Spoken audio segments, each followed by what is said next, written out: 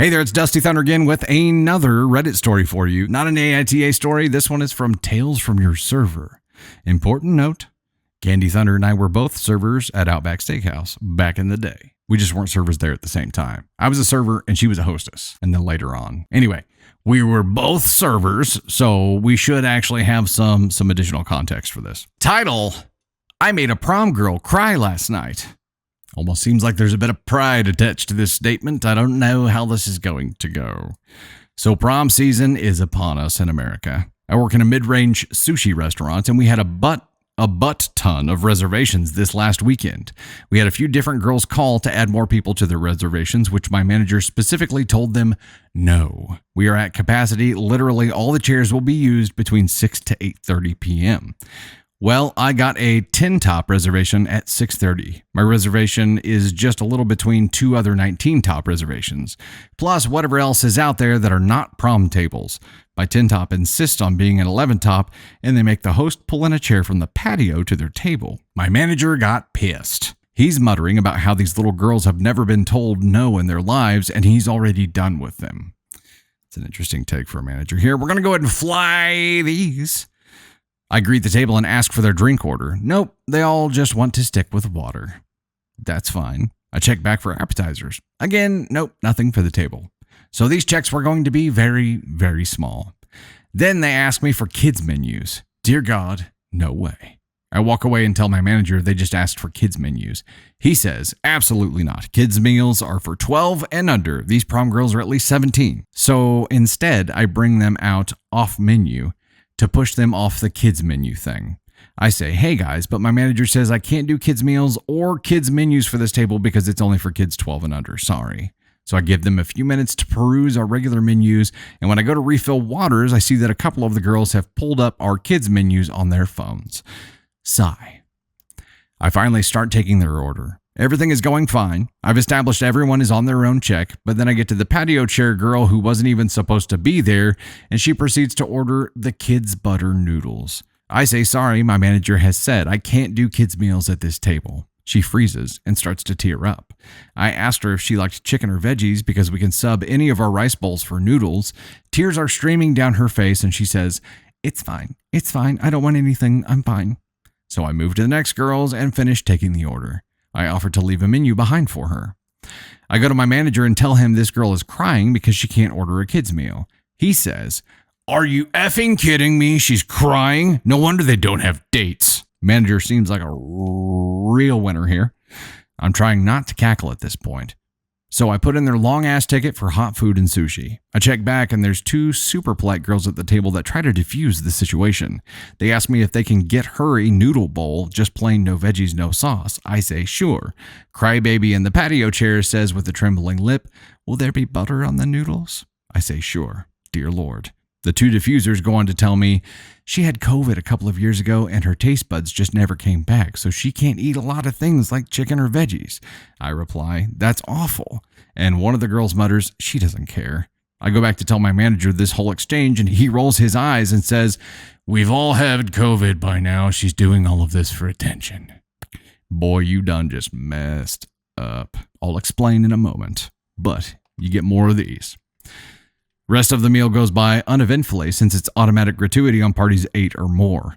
One of the diffuser girls left me a double grat and kitty cat drawing, LOL. If you've got some American prom horror stories, share them please. Edit to add to all the comments about how it was more about money than food or whatever. The restaurant is an affluent part of town, but there was only a $2 difference between the kids' meal price and any of the chicken fried rice bowls most of the girls got.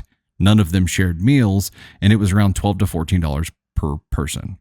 Okay, so OP and more specifically her manager are real big pieces of shit for 1,000 reasons. But the most alarming of which is that they clearly haven't had COVID rid them of their taste buds. They clearly haven't had COVID rid them of foods that they loved. They haven't had it turn all of their tastes upside down. They haven't had it take away their favorite items. They haven't had it take away a favorite cake that they loved for years and years and years, and all of a sudden tastes like garbage to them now. They haven't had that happen, and they're treating it like everyone experiences this the same way. This manager specifically, it was about money to him. And even if it wasn't, guess what? Most restaurants have you can order out the kids menu, but there's a $2 upcharge for it. Cool. Fine. Whatever. This dude was being a dick just to be a dick, and obviously has something against the prom girls. And I can tell you from being a server, like having a table full of prom kids, you're not going to make great money on. But she had automatic gratuity on there, so just do it. Just go do your job and try to take care of people. But being shitty to this girl in particular and not giving a shit because she can only eat this one small thing, this pisses me off on behalf of Candy Thunder, because Candy Thunder had COVID ruin her taste buds, and things that she loved before, she just can't deal with it all anymore. There are colognes that I wore for years that were her favorite colognes that COVID destroyed, and I can't even have in the house anymore. It changed so much. It took away so much joy in things from her life that anyone who tries to minimize that can just go themselves. That's just not being understanding. And this guy or gal, whatever, the manager, is not attempting to be understanding at all. It's just being hateful from the rip. And people like that are just shit people. Now, the server here, I'm going to say, isn't quite as bad as the manager, but it's still shitty because it's just fueling the manager for all of this, but truly doesn't give a shit about anything but the money that she's going to make here. Empathy's a thing. And guess what? When you're a server who has empathy, you're going to be a lot more successful because you can actually connect with people.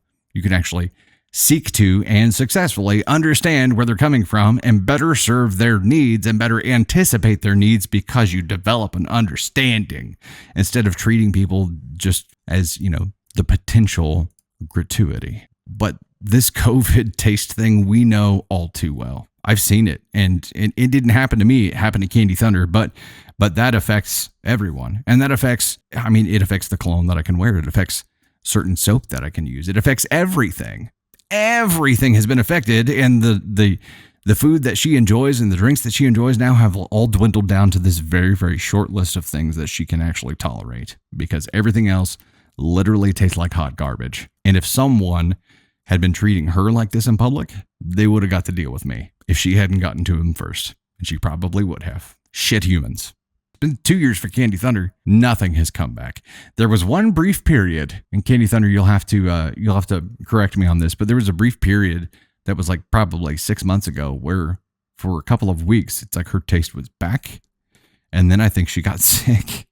And then it went away again. So it was like, you're getting all your taste back. You're going to get to enjoy those things you love so much again. Nope. Just kidding. Just kidding. She's tried to do a lot of things. And, we just work around it now. We just work around and she knows what's safe for her and she knows what's not. And that does harm the ability to adventure, though, because now it's like you have this very small list of things that's safe. I've seen what it's done to her. And there are some times where like she'll try something and she's like, man, I just wanted to see if there was any chance. It's like, something that was one of her favorite things in the world. She'll try it and just get so defeated and frustrated by it.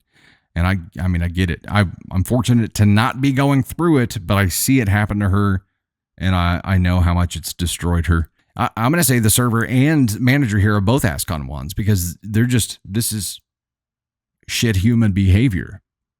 This is not just how they were treating the girls in general, but in addition to that, I think how they were treating the girls in general was probably an ascon 2 thing when it got to the COVID girl, and not attempting to be understanding at all.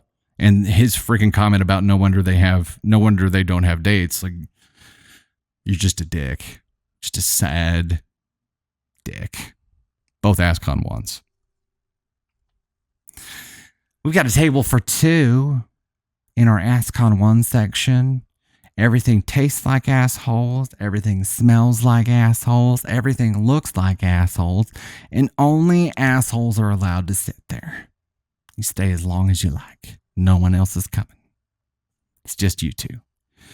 Gratuity is included. I realize that it's not a table of 8 or more, but you're both really big assholes, so there you go.